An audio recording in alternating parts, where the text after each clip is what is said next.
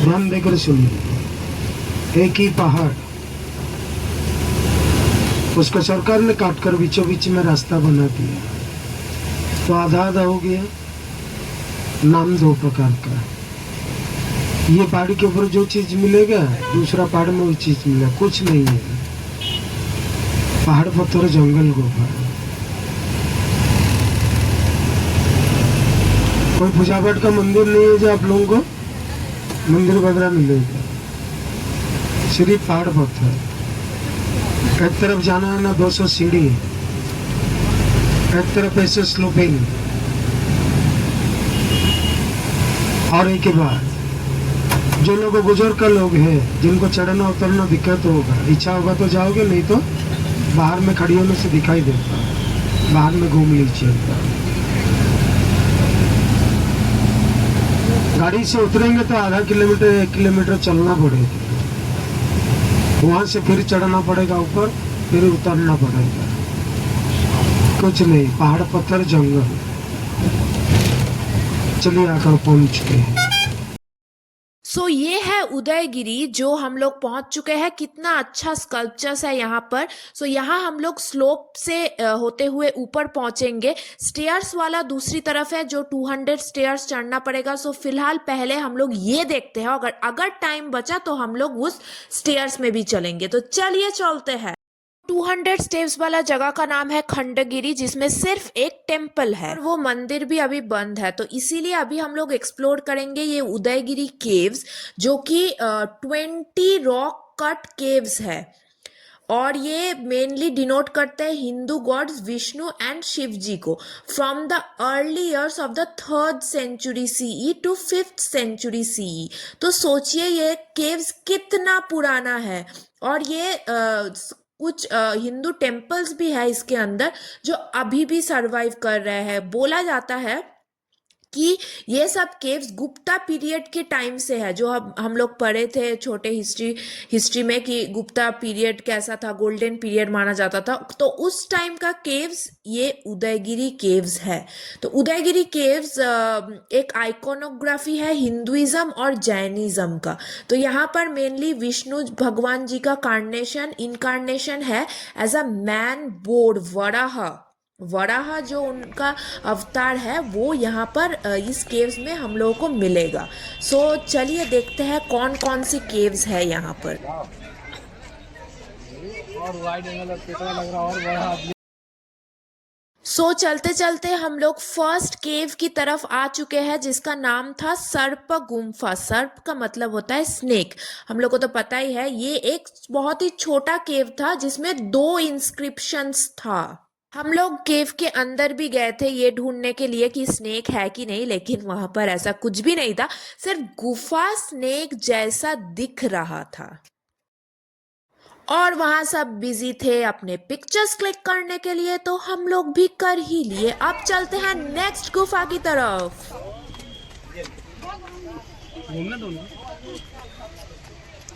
কত পাথর আছে পৃথিবীতে রে, হ্যাঁ? আর সেই পাথরগুলো এই যে পুরো পাহাড়টাকে কেটে কি কি সব বানিয়ে দিয়েছে, আর এত গুহা বানিয়েছে, কি পারপাস ছিল? नेक्स्ट जो गुफा था वो था वैग्रा गुम्फा। वैग्रा मतलब टाइगर। यस, ये है one of the popular caves in Udayagiri. ये केव जो अभी बहुत डिस्ट्रॉय हो चुका है, लेकिन अभी भी इसका जो एंट्रेंस है एक टाइगर की माउथ की जैसा दिखता है। तो यहाँ पर एक सिंगल सेल भी है जो टाइगर का थ्रोट है, गला, वो एक सिंगल सेल में बनाया गया है। It is one of the most photograph sites in Udayagiri. Udayagiri आप लोग अगर सर्च करेंगे तो ये फोटो मतलब सबका फोटो इस गुफा के बाहर आपको मिलेगा ही मिलेगा। वैग्रा का मतलब होता है टाइगर, और inscription found here tells that this cave belongs to the city judge साभूति। अभी ये टाइगर गुफा का फोटो हो गया है। अभी मैं जाऊंगी ऊपर से देखने के लिए कि और कौन कौन सी केव्स है। तो मैं इस रास्ते से ऊपर जाऊंगी, तो वो देखिए आप लोग की वो है टेम्पल जो कि खंडगिरी में है। ये जो दो पहाड़ है ये पहले एक ही था, ये उदयगिरी और उस तरफ है खंडगिरी बन चुका है अभी, क्योंकि गवर्नमेंट ने ये बीचों बीच एक रास्ता बना दिया है। और ये हम लोग का है उदयगिरी, वो है खंडगिरी, जो टेम्पल अभी क्लोज है, जो मैंने वीडियो के पहले में बताया था।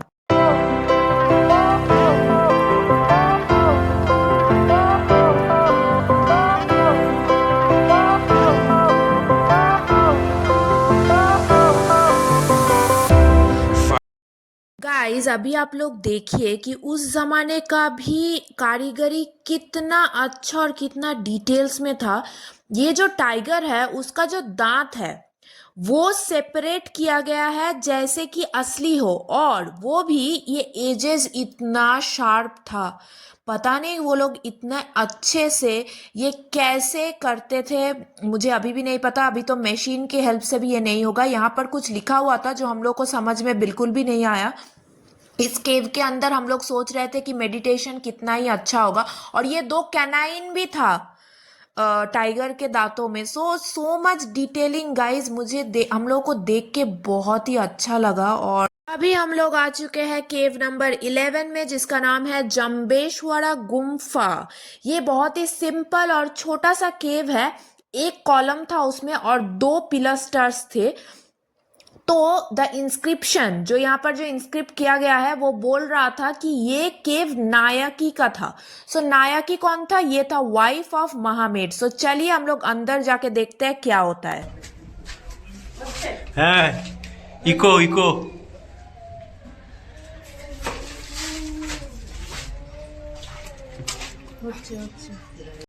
अभी हम लोग आप लोगों को ले चलेंगे एकदम ऊपर की तरफ, जहां से व्यू तो इतना अच्छा है कि क्या ही बताए। तो अभी मैं सोच रही थी कि मैं किधर से जाऊँ, स्टेयर्स यूज करूँ या स्लोप यूज करूँ। और ऊपर से मैं शूज नहीं पहनी थी क्योंकि मुझे बिल्कुल भी पता नहीं था कि ऐसे जगह पे हम लोग आने वाले हैं। तो मैं अभी खड़ी रही थी और सोच रही थी किधर जाऊं मैं, लेकिन एट लास्ट मैंने डिसाइड किया कि मैं स्टेप्स लूंगी, क्योंकि स्लाइड होकर मैं कहीं और पहुंच सकती हूँ, जो ऊपर की तरफ नहीं होगा, नीचे की तरफ ही होगा। सो चलिए आप लोगों को दिखाते हैं कि ऊपर से सिटी कैसे दिखता है, और हम लोग कोई और गुफा ढूंढ पाते हैं कि नहीं। So let's go guys. So guys हम लोग उदयगिरी के एकदम टॉप तक पहुंच चुके हैं, और अनफॉर्चुनेटली वहां पर हम लोग को कोई गुफा नहीं मिला। हम लोग कुछ लोगों से बात किए तो पता चला टोटल 18 गुफाओं है यहाँ पर, जिसका नाम आप लोग को डिस्क्रिप्शन में मैं दे दूंगी। सो ऊपर से सिर्फ और सिर्फ सिटी का नज़ारा देखने को मिलता है, जो अगर आप लोग वहां नहीं जाएंगे तो आप लोग को उतना एक्सपीरियंस नहीं होगा। इस वीडियो से जितना पॉसिबल हो चुका हम लोग आपको दिखाए हैं, और काफी सारा चीज यहाँ डिस्ट्रॉय हो चुका है। और कहा जाता है कि जो डिस्ट्रॉय हो चुका है, जैसे हम लोग कोणार्क सन टेम्पल में भी सुने, अभी उसको मैन्युफैक्चर करना, ये बनाना कुछ भी पॉसिबल नहीं है विथ मॉडर्न मशीनरीज, क्योंकि ये उस टाइम की कारीगरी है and it's unique guys. Yes, so it's not possible कि फिर से वैसे ही स्ट्रक्चर फिर से बनाया जाए। तो आप लोग को जैसे पता है, ये है उदयगिरी जहां हम लोग खड़े हैं, और बार बार मैं यही बोल रही हूँ क्योंकि ये इंपॉर्टेंट है कि इंफॉर्मेशन है। तो अभी हम लोग जा रहे हैं नीचे, सो देखते हैं कोई और गुफा हम लोग को मिलता है कि नहीं। तो गाइज ये है केव नंबर 10।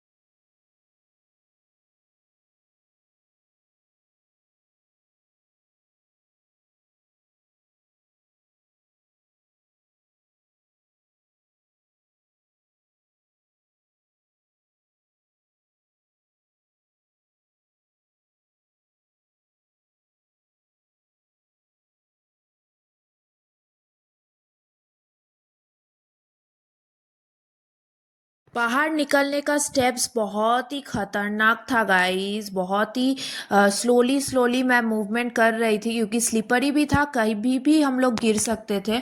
ऊपर से हम लोग को दिखाई दिया कि ये सब जो पत्थर है वो बाद में बनाया गया है, क्योंकि ऐसा तो ये सब ऐसा पत्थर अंदर यूज़ नहीं हुआ था मंदिर में, तो शायद से ये सब पत्थर बाद में यहाँ पर ले डाउन किया गया है ताकि हम लोग को चलने में मुश्किल ना हो।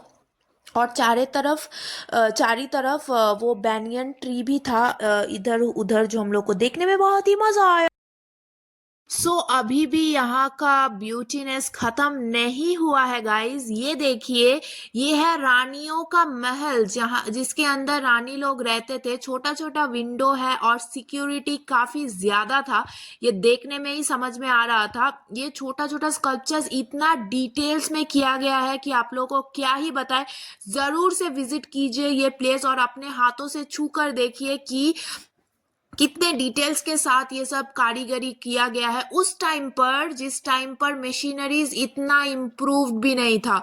तो ये पूरा महल रानी लोगों के लिए था with extra security and protection. तो अभी हम लोग बाहर की तरफ जा रहे हैं क्योंकि हम लोग के गाइड का कॉल ऑलरेडी आ चुका है। अभी भी बहुत सारा चीज बचा हुआ है यहाँ पर घूमने का, लेकिन क्या करें, ट्रैवल्स एंड टूरिज्म के साथ आएंगे तो बहुत जल्दी से आप लोगों को सारा प्लेस खत्म करना पड़ेगा। वो भी हम लोग टेम्पल तो आज नहीं देख पाए क्योंकि बंद था। तो चलिए बाहर की तरफ चलते हैं और जल्दी से चलते हैं नेक्स्ट डेस्टिनेशन की तरफ। नीचे नेचुरल एसी रहेगा, रूम का अंदर हिस्ट्री बताएगा, चढ़ने के लिए कोई जरूरत नहीं। उसका सब हिस्टोरिकल प्लेस है ना। उसका उदयगिरी खंडगिरी क्या है क्या नहीं, इसका एक्सप्लेन करने से मालूम पड़ जाएगा। तो गाइस चलिए जल्दी से समरी कर लेते हैं। तो पहला गुफा था रानी गुम्फा, जो अभी हम लोग देखे, जो रानी लोगों का गुफा था। दूसरे नंबर पे था बजग्रह गुम्फा, 3 नंबर पे था छोटा हाथी गुम्फा, 4 नंबर अलकपुरी गुम्फा, 5 नंबर पे था जय विजय गुम्फा, 6 नंबर पानसा गुम्फा, 7 नंबर ठाकुरानी गुम्फा, 8 नंबर पातालपुरी गुम्फा, 9 नंबर मानकापुरी एंड स्वर्गपरी गुम्फा, 10 नंबर पे था गणेशा गुम्फा, 11 नंबर पर जम्बेश्वरा, 12 व्याघ्र गुम्फा, 13 सर्प गुम्फा, 14 हाथी गुम्फा, 15 धनग्रह गुम्फा और 16 हरिदास गुम्फा, 17 जगन्नाथ गुम्फा और 18 रासुई गुम्फा। तो ये टोटल 18 गुम्फा है यहाँ पर। तो चलिए मिलते हैं नेक्स्ट ब्लॉग में, बाय बाय।